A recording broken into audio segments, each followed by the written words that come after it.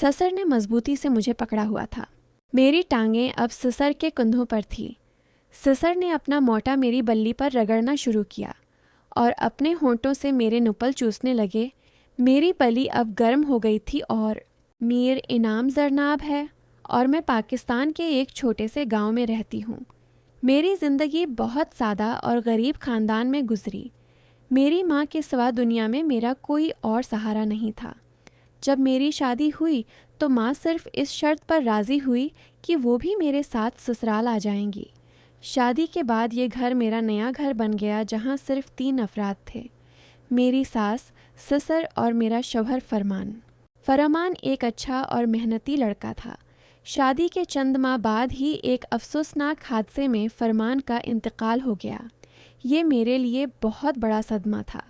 अब मैं बीवा हो चुकी थी और माँ के साथ ससुराल में ही रहने लगी।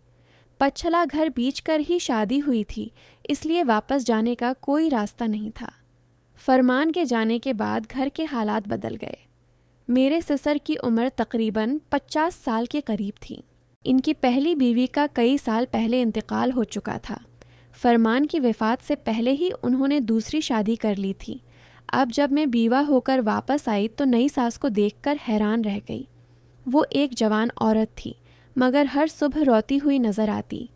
कभी कभी वो बहुत थकी हुई लगती और कभी पैर पर हाथ रखकर बैठी रहती। जब मैं पूछती तो वो खामोश हो जाती और शर्म से मन्ना फेर लेती। मैं समझ नहीं पाती कि आखिर क्या बात है। मेरी माँ भी उनकी हालत देखकर परेशान रहती। हम दोनों उनके लिए कुछ कर नहीं सकते थे। एक दिन नाश्ता के वक्त जब सास किचन में रो रही थी तो मुझसे न रहा गया। मैंने उनसे पूछा कि आखिर मामला क्या है।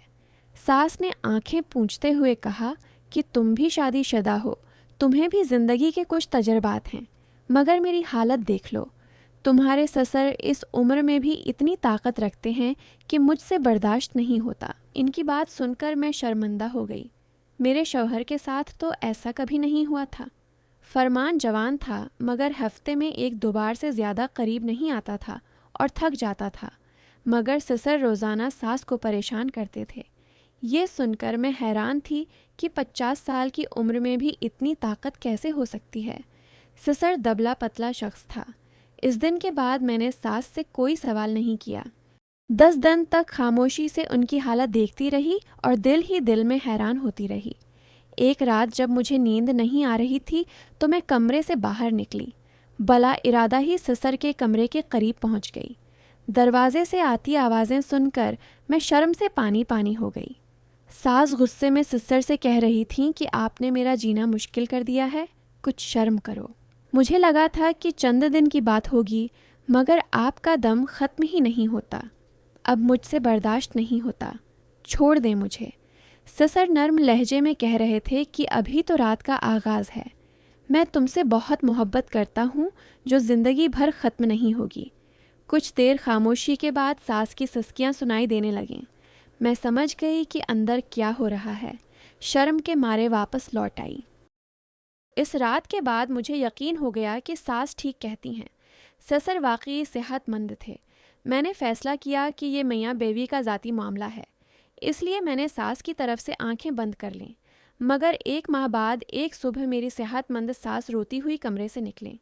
उनके हाथ में सामान का बैग था। उन्होंने मेरी माँ की तरफ देखा और कहा कि मैं अब इस आदमी के साथ नहीं रह सकती। इसने मेरी जान ही निकाल दी है। मैं अपने घर जा रही हूँ। माँ ने रोकने की कोशिश की, मगर वो न माने। मैंने भी समझाना चाहा, मगर उनका फ़ैसला एक था। वो सामान लेकर घर छोड़ गईं। माँ सर पकड़कर बैठ गईं। मैं पानी का गिलास लेकर उनके पास गई तो माँ ने कहा कि तुम्हारा ससर किसी औरत को टिकने नहीं देते। 50 साल की उम्र में भी वो ऐसी हरकतें करते हैं कि बीवियाँ छोड़ छोड़ कर चली जाती हैं। अब ये भी चली गई। जल्द ही ससर अगली शादी का शोर मचाएंगे। माँ की बात सुनकर मुझे हैरत हुई। ससर के बगैर गुजारा नहीं था, मगर कोई भी औरत ज़्यादा दिन टिकती नहीं थी। ये वाली सास बहुत अच्छी थी। घर का काम काज भी खूब करती थी और ससर का ख्याल भी रखती थी। मगर बंद दरवाज़ों के पीछे क्या होता था ये कोई नहीं जानता था। मैं सोचती कि 50 साल की उम्र में भी इनमें इतनी ताकत कहाँ से आती है। ये लड़की भी माँ ने बड़ी मुश्किल से ढूंढी थी। गरीब घराने की थी, इसलिए वालदीन ने 50 साला आदमी के साथ रुखसत कर दिया। जब मेरी शादी हुई थी तो पहली सास जिंदा थी और सब ठीक था। उनके बाद ही सासों की शादियों का सिलसिला शुरू हुआ। फरमान की वफ़ात के बाद ससुर ने घर में शोर मचा दिया कि एक बीवी चली गई तो क्या हुआ, मेरे लिए कोई नई दुल्हन ले आओ, मैं अकेला नहीं रह सकता। माँ ने सिर पैटा और कहा कि जब तक तुम्हारी हरकतें न बदलेंगी मैं तुम्हारी शादी नहीं करवाऊंगी। ससुर ने हाथ जोड़कर कहा कि मुझे ऐसी औरत चाहिए जो मेरा साथ निभा सके। माँ ने इनकार कर दिया, मगर ससुर ने खुद को कमरे तक महदूद कर लिया। न खाना खाते न बात करते। माँ गुस्से में कहने लगी कि इस बढ़ापे में भी अकेलापन बर्दाश्त नहीं होता। मैंने माँ से कहा कि मेरी एक दोस्त समीना तलाक याफ्ता है, दरमियानी उम्र की है और सेहतमंद भी। अगर आप मुनासिब समझें तो बात कर सकती हूँ। माँ ने कहा कि देखो, अगर तुम मुनासिब समझती हो तो बात करो, मगर मुझे यकीन है कि ये भी ज़्यादा दिन नहीं सकेगी। मैंने बड़ी मुश्किल से हंसी छियाई और समीना की माँ को फ़ोन कर दिया। समीना बहुत तेज़ औरत थी, इसी वजह से उसकी तलाक हुई थी। मेरा ख्याल था कि अगर उसकी शादी ससुर से हो जाए तो समीना ससुर को काबू में कर लेगी। कुछ दिनों बाद सादगी से शादी हो गई और समीना हमारे घर आ गई, मगर चंद दिन बाद वो भी वही बातें करने लगी जो पिछली सास कहती थी। वो भी कहने लगी कि इस बूढ़े में बहुत ज़्यादा जान है। मैंने पूछा कि आखिर तुम क्यों गुजारा नहीं कर सकते। समीना ने आहिस्ता से कहा कि उसका कोई ख़ास नुस्खा है जिसकी वजह से इतनी ताकत है। ये कहकर वो चली गई। मैं सोच में पड़ गई। फिर माँ को बताया तो माँ ने कहा कि पता करो कि ससुर कौन सा नुस्खा इस्तेमाल करते हैं, ऐसा ना हो कि नई दुल्हन की जान भी ले लें। मैंने कानों पर हाथ रखे और कहा कि माँ, मैं उन मामलात से दूर रहना चाहती हूँ। मैं पहले ही बीवा होकर बैठी हूँ। हमारा गुजारा ससुर के दम पर है, इसलिए मैं उनके मामलात में दखल नहीं दे सकती। माँ ने परेशान होकर सर हिलाया। हमने ससुर को काबू में रखने के लिए शादियां करवानी शुरू कर दी, मगर कोई भी औरत ज़्यादा दिन नहीं टिकी। समीना भी मुश्किल से 1 माह रही और फिर खामोशी से तलाक लेकर चली गई। ससुर बहुत अफसरदा हो गए और रोते हुए कहने लगे कि मेरी किस्मत में बीवी का सिख नहीं लिखा। मैं अपना आखिरी वक्त तन्हा नहीं गुजारना चाहता। ससुर की हालत बहुत ख़राब हो गई। वो रात दिन घर में इधर इधर चहलकदमी करते और परेशान नज़र आते। तन्हाई उन्हें बर्दाश्त नहीं होती थी। माँ ने फिर रिश्ता ढूंढना शुरू किया। एक रिश्ता वाली ने अजीब बात कही कि तुम अपनी बीवा बेटी की शादी इससे क्यों नहीं करा देते। घर की बात घर में रहेगी और तुम्हारी बेटी भी बस जाएगी। माँ इच्छल पड़े और कहने लगें कि मेरी बेटी सिर्फ 18 साल की है और ससुर 50 साल के। रिश्ता वाली ने कहा कि तुम दूसरी लड़कियां बूढ़ों के लिए ढूंढ कर लाती हो, फिर अपनी बेटी देने में क्या मुश्किल है। ज़ैनब की रंगत भी सियाह है। पहली शादी बड़ी मुश्किल से हुई थी, दूसरा रिश्ता मिलना मुश्किल है, इसलिए उसका मुस्तकबल संवार दो। रिश्ता वाली चली गई, मगर माँ सोच में पड़ गई। जब मुझे ये बात पता चली तो मैं गुस्से में आ गई। मैंने कहा कि माँ, ऐसी बातें कैसे करती हो, मैं अपने ससुर से शादी कैसे कर सकती हूँ। माँ ने कहा कि तुम्हारा ससुर पैसा वाला भी बहुत है, तुम कम उम्र में बेवा हो गई हो, तुम्हारी शक्ल और सूरत भी ऐसी है कि दूसरा रिश्ता मिलना मुश्किल है। माँ की बात सुनकर मैं सोच में पड़ गई। पिछले कुछ अरसे से मैं भी तन्हाई से तंग आ चुकी थी। एक औरत जब शादीशुदा ज़िंदगी गुजारने के बाद तन्हा हो जाए तो अकेला रहना आसान नहीं होता। दिल में कुछ ख्वाहिशें होती हैं। इस रात जब मैंने ससुर के कमरे से आवाज़ें सुनी थीं तो मैं खुद सारी रात बेचैन रही थी। बहुत सोचने समझने के बाद मैंने ससुर से शादी की हामी भर ली। जब ससुर को पता चला तो वो खुशी से पागल हो गए। कहने लगे कि इससे अच्छा और क्या हो सकता है, ये तो मुझे कभी छोड़कर नहीं जाएगी। माँ ने सादगी से निकाह का इंतज़ाम किया। चंद पड़ोसियों को पता चला तो सब हैरान रह गए। सब जानते थे कि वो मेरा ससुर हैं, मगर ये रिश्ता बहुत अजीब था। मैंने सारी ज़िंदगी ससुर कहा था। अब मैं उनकी बीवी बनकर उनके कमरे में पहुंच गई। पहली रात मुझे एक अजीब सा खौफ सताता रहा। मैं सोच रही थी कि न जाने ससुर में कितनी ताकत होगी, वो क्या करेंगे और मैं उन्हें कैसे बर्दाश्त करूंगी। कुछ देर बाद ससुर कमरे में आए और अलमारी से एक लिफाफा निकालकर एक कोने में बैठ गए। मैं उठी और उनके पास गई। पूछा कि आप क्या कर रहे हैं। उन्होंने कहा कि भने हुए चने हैं, मैं उनका इस्तेमाल करता हूँ। उनकी बात सुनते ही मेरे जहन में पिछली सास की बात आ गई कि वो कोई देसी नुस्खा इस्तेमाल करते हैं। मैंने फ़ौरन लिफाफा छीन लिया और कहा कि आपको ये खाने की ज़रूरत नहीं। ससुर नाराज़ हुए। उन्होंने लिफाफा वापस लिया और कहा कि मैं बूढ़ा हो रहा हूँ, मुझे अपना ख्याल खुद रखना चाहिए। फिर उन्होंने चनों में थोड़ी सी मिश्री और मिलाई डालकर दूध के गिलास में मिला दिया और मेरे देखते ही देखते पी लिया। मेरे सारे वजूद से पसीना छूटने लगा। मुझे लग रहा था कि अब मैं भी बाकी सासों की तरह उनके आगे टक नहीं सकूंगी। मगर कुछ देर बाद मेरी हैरत की अंतहा न रही जब ससुर ने बड़ी मोहब्बत से मेरा हाथ थामा और कहा कि तुम थक गई होगी, आराम कर लो।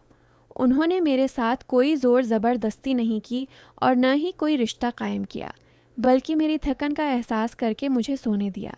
मैं गहरी नींद सो गई। अगली सुबह बड़ी खुशगवार गुजरी। ससुर ने मुझे एक बड़ी रकम दी और कहा कि ये तुम्हारे मुस्तकबल की हिफाजत के लिए है, इसे अपने अकाउंट में रख लो ताकि अगर मुझे कुछ हो जाए तो तुम्हें परेशानी ना हो। मैं परेशान हुई और कहा कि आपका साथ मेरे पास है तो मुझे इन पैसों की ज़रूरत नहीं। मेरी बात सुनकर ससुर के चेहरे पर खुशी आ गई, मगर फिर भी उन्होंने पैसे मेरे अकाउंट में डलवा दिए। 2-4 दिन और गुजरे। मैंने ससुर के अंदर कोई बुरी आदत नहीं पाई। वो बहुत ख्याल रखने वाले थे, ठंडे मिजाज के थे और छोटी छोटी ज़रूरियात का ख्याल रखते थे। हमारे दरमियान एक खूबसूरत ताल्लुक़ कायम हो चुका था, मगर इसमें भी ससुर ने कोई जबर नहीं किया। हर बात में मेरी मर्ज़ी पूछते और मेरे करीब आने से पहले इजाज़त तलब करते। मैं बिल्कुल हैरान थी। जो सोचकर शादी की थी, ससुर वैसे बिल्कुल नहीं थे। एक दिन मुझसे न रहा गया तो मैंने यही बात ससुर से पूछ ली। ससुर ने मुझ पर एक ऐसा इंकशाफ किया कि मेरे रोंगटे खड़े हो गए। उन्होंने कहा कि मैंने सारी ज़िंदगी तुम्हारी सास के साथ गुजारी। वो मेरी छोटी छोटी बातों का ख्याल रखती थी, इसलिए मेरे लिए तन्हा रहना मुश्किल था। जो भी लड़की शादी होकर आती, उसकी नज़र अगले ही दिन मेरे पैसों पर जाती। जैसे मैंने तुम्हें मुस्तकबल के लिए पैसे दिए, वैसे ही मैंने पहली बीवियों को भी शादी की अगली सुबह पैसे दिए ताकि वो खुद को गैर महफूज न समझें।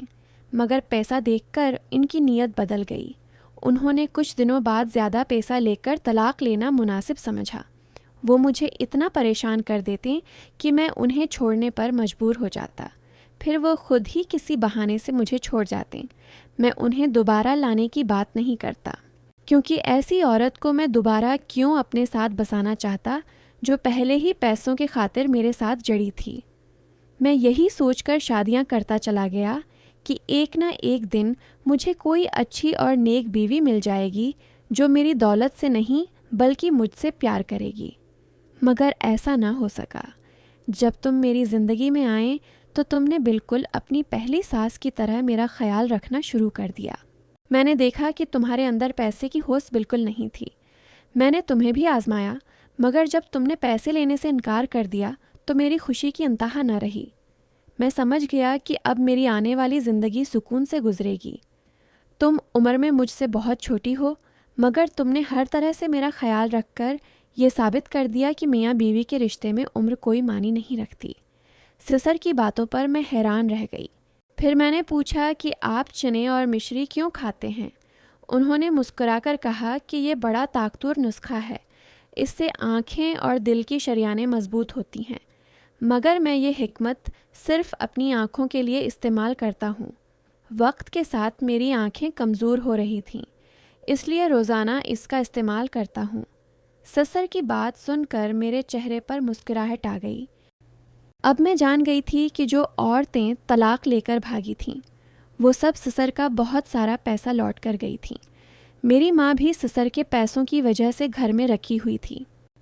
इस तरह की मज़ीद दिलचस्प कहानियाँ सुनने के लिए मेरे चैनल को सब्सक्राइब करें और बेल आइकॉन को दबाएं ताकि मज़ीद वीडियोज़ आप तक पहुँच सके। अब मुझे इजाज़त दें। शुक्रिया।